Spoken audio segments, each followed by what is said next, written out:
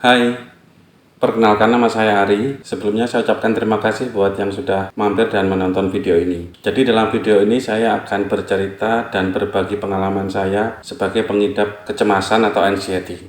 Jadi selama ini saya mengalami suatu gangguan kecemasan dan sekarang saya juga masih struggle dan berjuang untuk melawan penyakit kecemasan itu. Dan tentunya saya nanti akan mengupdate progres bagaimana saya melawan penyakit kecemasan ini. Saya akan bercerita pada awalnya saya terkena penyakit kecemasan ini dan apa sih menurut saya penyebabnya yang memicu penyakit kecemasan saya ini. Jadi kalau nggak salah pada tahun 2015 pekerjaan saya pada waktu itu adalah berbisnis online. Jadi praktis saya lebih banyak waktu di depan komputer. Jadi kebanyakan saya jadi sering begadang. Mulai tidurnya jam 3, jam 4 pagi, jadi tidak teratur jam tidurnya.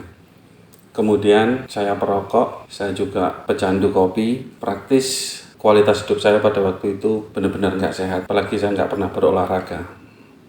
Kemudian pada suatu hari saya begadang, padahal waktu itu di pagi hari saya harus melakukan perjalanan untuk keluar kota. Waktu itu tidak tidur dari malam, saya paksakan untuk berkendara keluar kota. Padahal pada waktu itu kondisi sudah ngantuk ya, soalnya saya biasa tidur jam 3, jam 4 pagi. Saya paksakan untuk tidak tidur karena jam 6 pagi saya harus melakukan perjalanan keluar kota. Jadi pada saat pagi itu berangkat kondisi udah ngantuk tapi masih bisa saya paksakan. Jadi kurang lebih perjalanan keluar kota itu dari tempat saya ke tujuan itu kurang lebih 2 jam.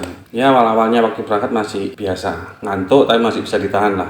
Akhirnya sampai di tempat tujuan kondisinya udah semakin turun, udah tambah ngantuk dan yang jelas jantung itu tambah berdebar-debar. Efek dari kurang tidur dari semalam itu tadi. Singkat cerita jam 4 sore akhirnya baru bisa pulang ke kota saya.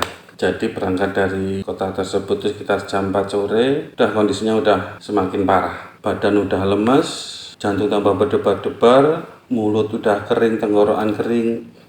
Dan sepanjang siang itu saya mengkonsumsi kopi. Jadi kopi kaleng, kopi instan yang di botol itu kalau mungkin rasa agak ngantuk saya minumin. Di dalam kendaraan itu pun juga sudah saya siapin. Jadi kurang lebih total itu saya 4 botol lah.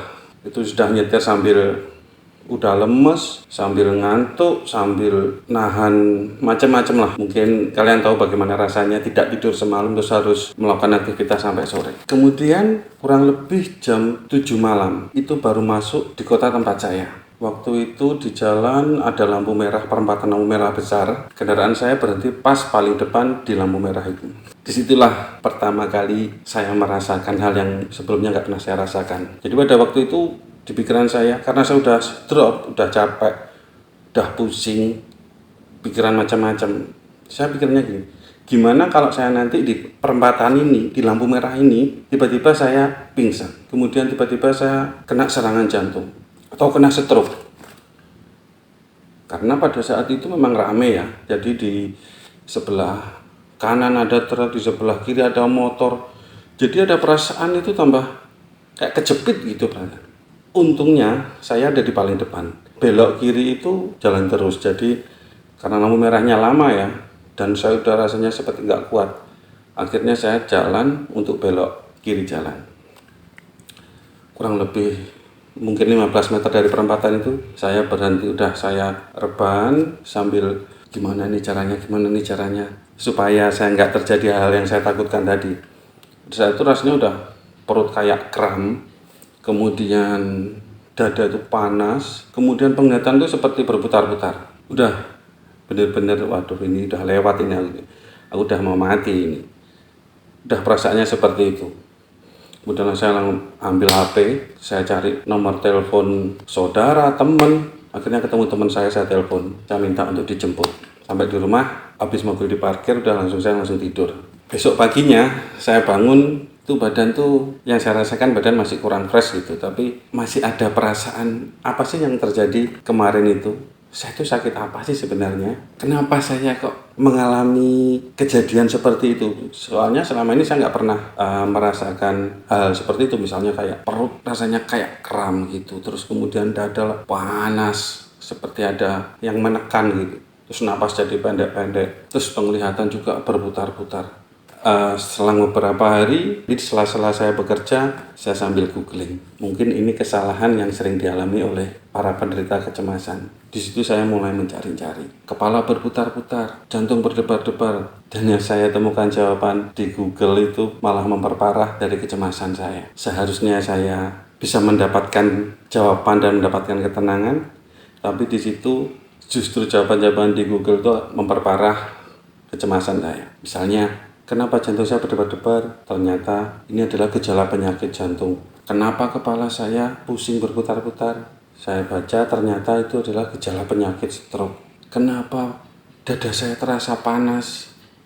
Itu adalah salah satu ciri penyakit paru-paru. Semenjak itu kualitas hidup saya menjadi sangat buruk. Jadi saya mulai memikirkan, sebenarnya badan saya ini sakit. Sebenarnya saya ini punya penyakit jantung ternyata. Ternyata saya ini punya penyakit darah tinggi yang bisa menyebabkan stroke sewaktu-waktu. Kemudian saya mengalami hal-hal yang sangat tidak mengenakan. Saya naik motor, mau nyebrang ke jembatan. Entah kenapa saya takut mau menyeberang itu. Takut jembatannya rubuh, takut jembatannya tiba-tiba kolaps. Terus kemudian saya waktu itu sholat Jumat. Di tengah kerumunan orang-orang itu saya udah merasa nggak nyaman sekali. Orang-orang udah berdiri mau jamaah. Itu rasanya seperti kehimpit gitu. Udah, saya mencoba memejamkan mata. Itu malah keliengan gitu. Udah mau jatuh aja. Wah, sebelum aku pingsan aku harus melakukan sesuatu ini. Akhirnya saya pindah ke saf paling belakang. Di situ saya agak legaan sedikit. Soalnya apa? Saya pikirkan saat itu adalah gimana kalau tiba-tiba saya pingsan di tengah-tengah orang itu. Jadi kalau saya di belakang itu saya merasa aman. Jadi nanti kalau ada apa-apa ya udah, nggak mengganggu orang lain dan setidaknya tidak bikin malu lah atau apalah. Jadi pernah takut sekali malah naik motor. Saya maunya dibonceng sama istri saya. Saya nyetir sendiri nggak berani. Jadi untuk video kali ini saya akhiri itu dulu. Nanti akan saya bercerita lagi pada video saya selanjutnya. Dan intinya di sini saya sudah merasa lega sekali sudah berbagi kepada teman-teman yang mungkin sama-sama menderita penyakit kecemasan seperti saya ini. Dan sekali lagi kita saling mensupport. Mudah-mudahan kita segera bisa melalui masa-masa ini. Oke, sekian dulu. Saya ucapkan banyak terima kasih sudah mau dengerin dan melihat video saya. Sampai jumpa.